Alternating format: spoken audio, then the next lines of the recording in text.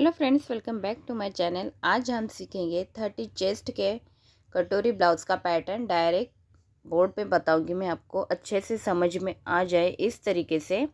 तो यहाँ पर हम 30 चेस्ट के शुरू करते हैं कटोरी ब्लाउज़ का पैटर्न बनाना। अगर आपको कुछ भी डाउट लगे तो मुझे ज़रूर कमेंट कर बताना, मैं आपको अच्छे तरीके से और अच्छे तरीके से समझाऊँगी।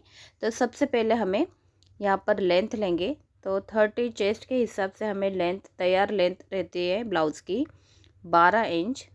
तो हम हमेशा 1 इंच बढ़ा कर रखते हैं, क्योंकि ऊपर की तरफ हम स्टिचिंग में हाफ इंच और नीचे की तरफ हाफ इंच इस तरीके से ऐड करते हैं। दोनों तरफ मिलाकर 1 इंच हमेशा हम ऐड करते हैं लेंथ में। तो हमने यहाँ पर 13 इंच पर एक निशान बनाया है। तो अब हमें यहाँ पर एक सीधी लाइन बना लेंगे। अगर आप पेपर कटिंग करते हो तो हमेशा 1 इंच बढ़ा कर रखना। अगर आप नए हो, बिगनर्स हो, तो ये आपके लिए बहुत आसान तरीका मैं आपको बता रही हूँ कटोरी ब्लाउज़ कटिंग करने का। तो इस तरीके से हमने लेंथ ली है 13 इंच पर। अब हमें शोल्डर लेना है। तो शोल्डर 30 चेस्ट के हिसाब से हमें लेना है, ताकि आर्मोल में जो झोल आता है वो बिल्कुल भी ना आए। इसलिए हमें 30 चेस्ट के हिसाब से आर्मोल और शोल्डर जो लेना है वो, यहाँ पर शोल्डर लेंगे हम 5 इंच पर। तो 5 इंच पर मैं यहाँ पर एक सीधी लाइन बना लेती हूँ इस तरीके से।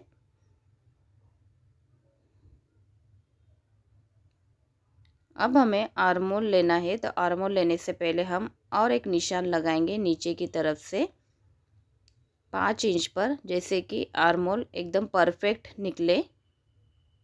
इसलिए हमें और एक निशान 5.5 इंच पर 5 इंच पर लेना है।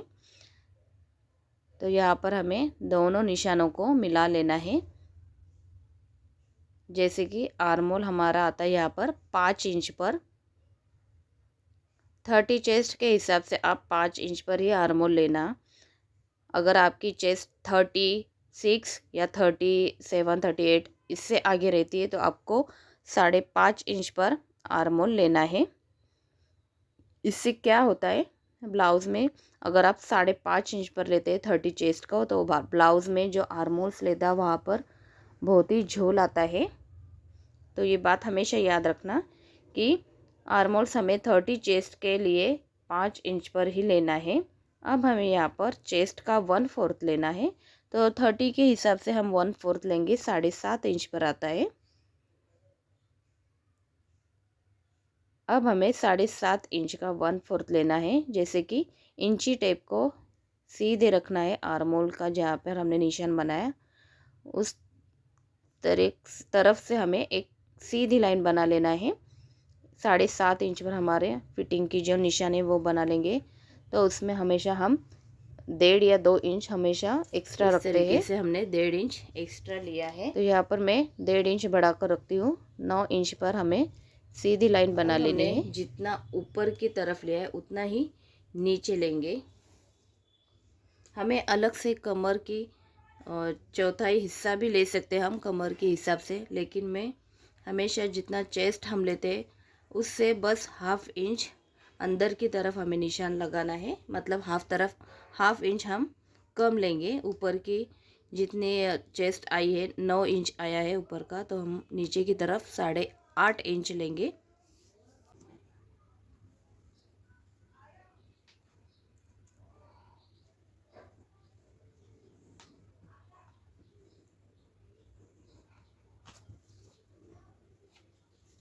अब हमें ये निशान और नीचे का निशान मिला लेना है।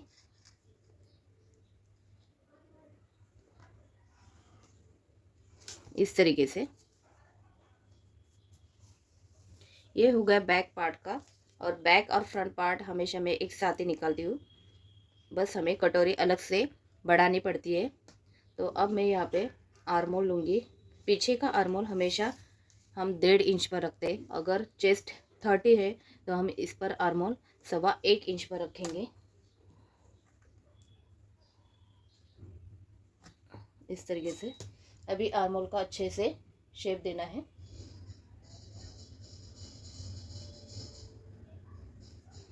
इस तरीके से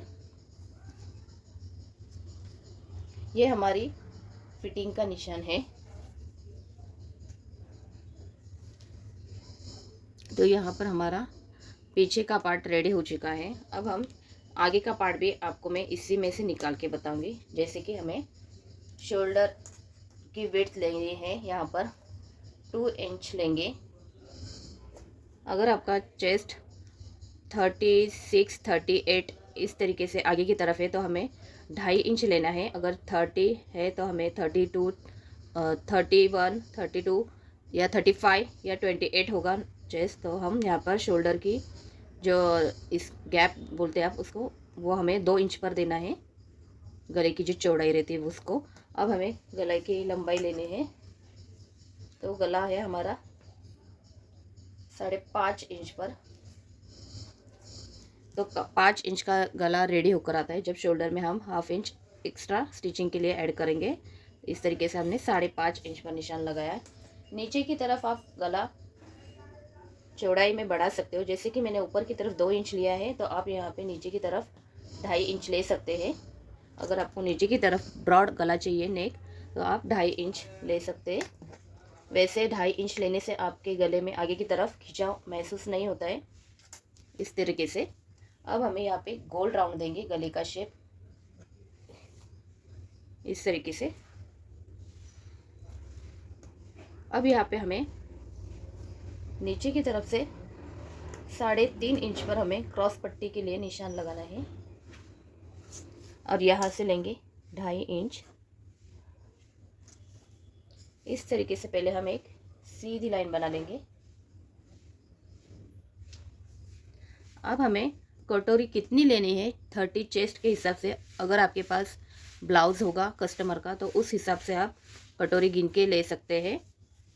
तो यहाँ पे हम कटोरी लेंगे 5 इंच पर या 4.5 इंच पर भी। अगर कोई हर औरत का मेजरमेंट अलग अलग होता है। अगर चेस्ट के हिसाब से देखा जाए, अगर पतली सी औरत है तो आप 4.5 इंच पर निशान लगा सकते हैं।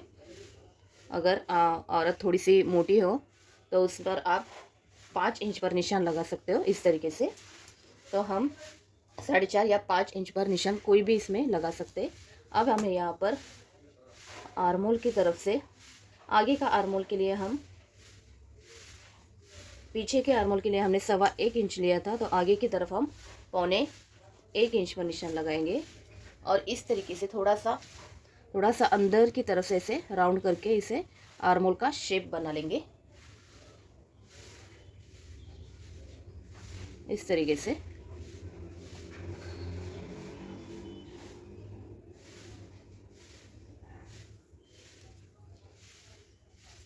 अब हमें 1.25 इंच पर इस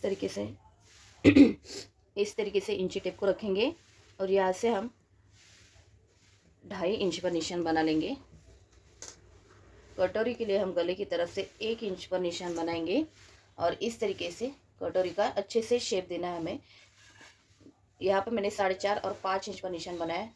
तो जहाँ पे कटोरी का अच्छा शेप बैठता है वहाँ पे हमें निशान बना लेना है।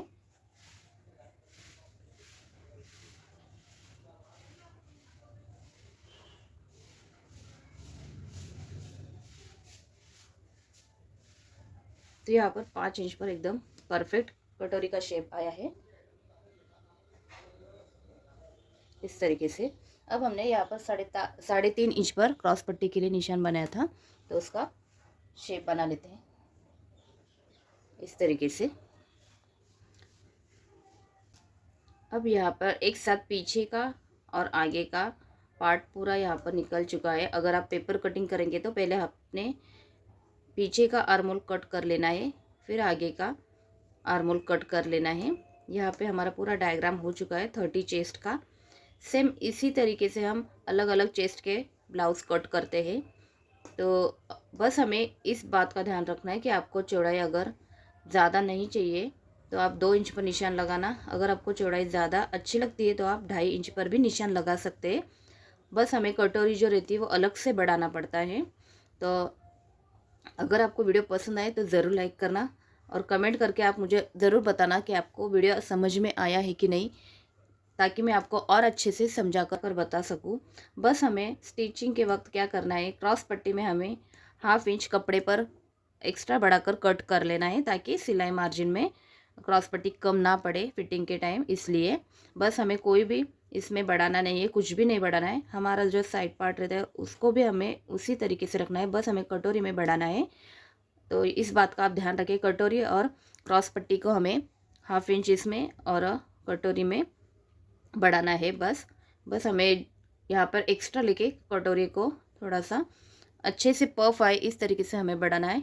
वो मैं आपको अलग से नेक्स्ट वीडियो में बताऊंगी कि कटोरी को हम किस तरीके से बढ़ाते हैं। आई होप आपको वीडियो पसंद आए तो ज़रूर लाइक करना, कमेंट कर मुझे बताना कि आपको कैसे लगा ये वीडियो।